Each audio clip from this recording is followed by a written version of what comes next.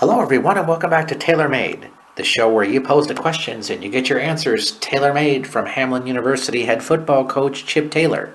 In this week's program, the coach talks to us about the impressive victory over St. Olaf. He provides his assessment of his team at the midway point of the season, and can the coach provide a great excuse that will help a woman get out of her speeding ticket?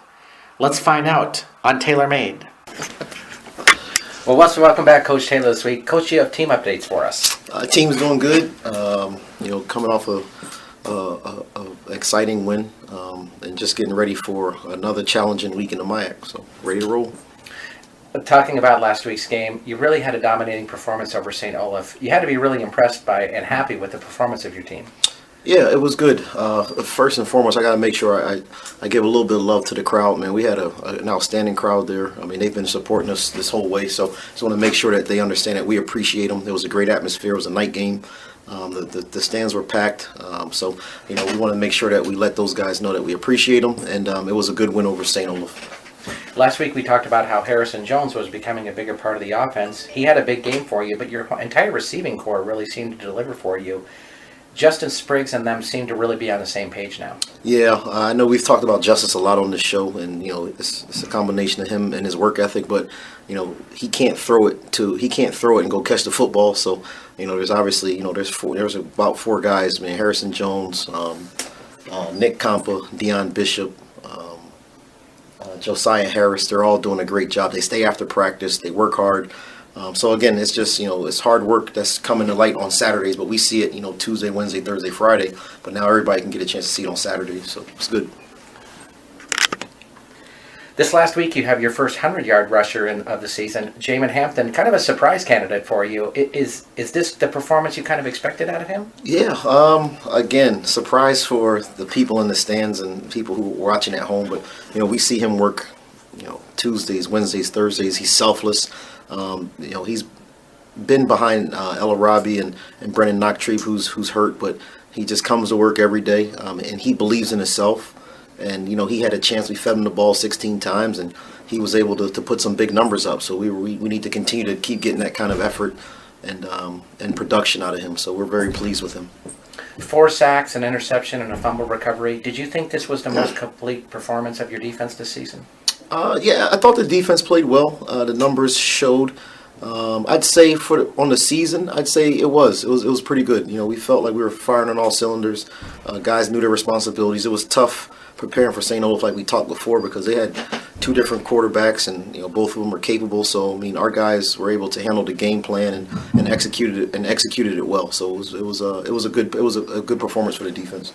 This weekend you take on Concordia, one of the most kind of different offenses you're going to face. How do you prepare for their triple option? Man, I tell you what, man, Concordia does such a good job since I've been here.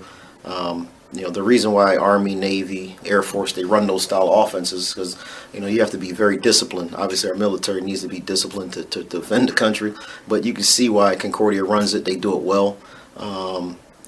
It's actually a challenge. You actually get a little bit excited because now, we've seen it this will be our 4th year, and, we feel good about what we're going to see. But the thing that makes Concordia so good is they can just move on to the next phase of their option game, and coach does a great job of getting those guys ready to roll, and they're always thinking one step ahead. So in order for us to make this game a good game and for scoreboard to be in our favor, we're going to have to make sure we try to stay a step ahead of their adjustments, because they do such a great job of adjusting to what defenses are going to do to them. So this will be a big challenge for the defense.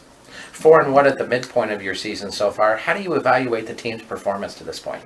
I think the team I think the team's growing together, which is important. When you have a change of leadership, sometimes it can be tough to just figure out where you fit in sometimes. So I think these guys are handling it well.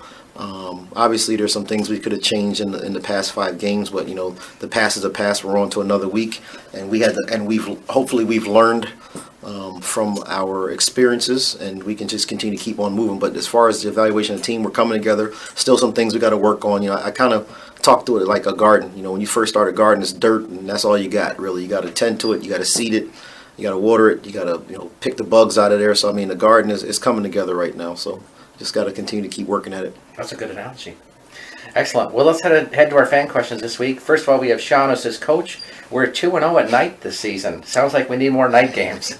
Sean, you're a smart guy.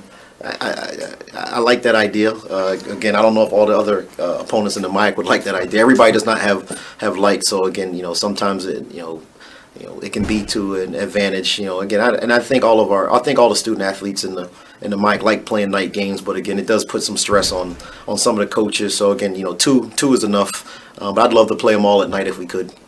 Jim from St. Paul asks, he says, I've read about how there is a push to try to make football safer, and so they are considering getting rid of kickoffs. How do you feel about the idea of getting rid of kickoffs? Jim from St. Paul, that's a good question too.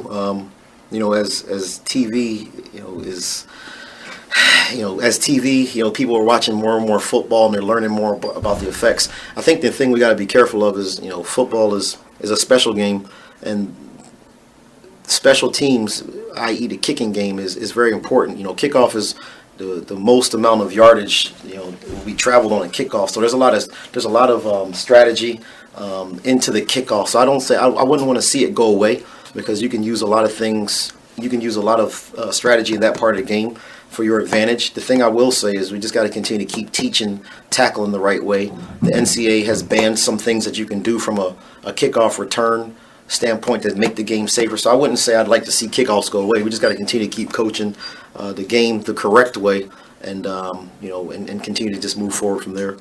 Jim would also like to know, he says many colleges are getting rid of contact practices during the season as well. Do you think this is a good idea?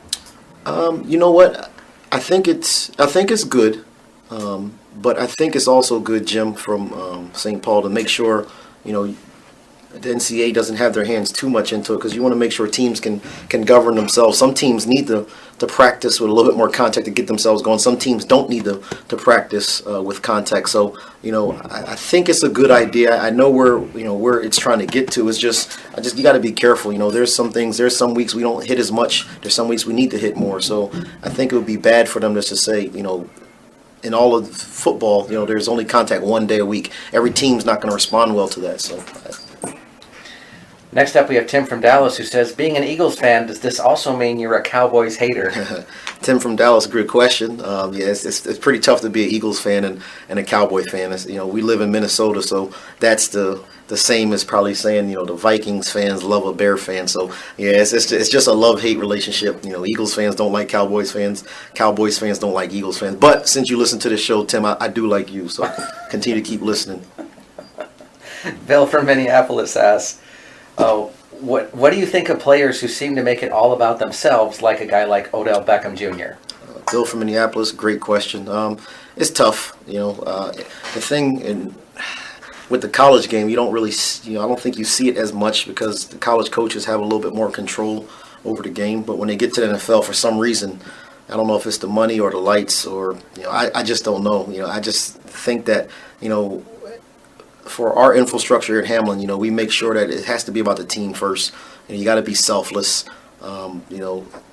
I just think, guys like Odell Beckham Jr., he's just, he's still, and the thing we got to understand too is young. He's 23, 24 years old. So hopefully he'll grow he'll mature, and he'll understand that he has our college players looking at him. He has younger players looking at him, and unfortunately he's a role model. So in order to keep the integrity of the game and making it be about a team, because he can't catch passes without a quarterback or offensive line or the running backs blocking. He needs to understand that and get it more centered towards the New York Giants or whatever team he plays for. And I think he'll come around. He's still a young guy, so hopefully he can figure it out. Shelley from Hastings asks of you, Coach, not to mean to sound like a prude, but isn't it time to change these celebrations away from spraying champagne all over each other? Can a team find other ways to celebrate? Shelley, that's a great question. I'm assuming this must have something to do with baseball and some of the teams that are winning and celebrating. I guess traditions are traditions, Shelley. I don't know if that's the right answer you want to hear, but I don't really know how to answer that one. I guess when you're excited, it's good to spray things and have your eyes all burning from the excitement and the champagne. So I guess I've never been in that situation, so I guess I'd have to answer that once we get there at some point. Jane from St. Paul, who must be a mother of a teenager, do you find that college students seem to think that they know it all as much as high school students do? Jane, absolutely. They got all the answers. So again, that's one of the reasons why I like coaching at this level. You're getting guys that are 18, seeing them walk out of here at 22, and when you get them at 18, they think they know everything, and at some point when they're with us, the light switch comes on. And you know what? Sometimes, Miss Jane, the light switch comes on after. Even when 7, 8 years down the road, the light switch might come on, and they'll reach out to you and say, "Coach, I get it. I understand what you were talking about." So they definitely think they know everything. As I did too when I was that age, and you mature and you learn, and that you don't know everything. So. Our last question this week comes from Jenny, who says, "Coach, I just got a ticket for speeding, but want to try to figure out a good excuse to beat it in court. My boyfriend says you are really smart. Any suggestions?" Jenny, wow. First of all, I want to thank your boyfriend for thinking that I'm very smart. I appreciate that. As far as a speeding ticket, Jenny, to be honest with you, I don't speed. So, I try to, do the speed limit, and I don't have an answer for you. I guess I would just say, you need to go to court and do what you need to do and learn from the experience and keep it, keep it at the right speed limit. So. Awesome. Thanks for joining us this week, Coach. All right. Thank you. We want to thank Coach Taylor for joining us on Taylor Made this week. If you have your own questions you'd like to ask the Hamline University coach, please send them to us at chiptaylor@minorleaguesportsupport.com. That's chiptaylor@minorleaguesportsupport.com. Please have your questions to us by Wednesday evening so we can give the coach a little time to review them before we record the show. I'm Rob Pannier, the managing editor of the Minor League Sports Report, reminding you that when you need the perfect answer, get them tailor-made.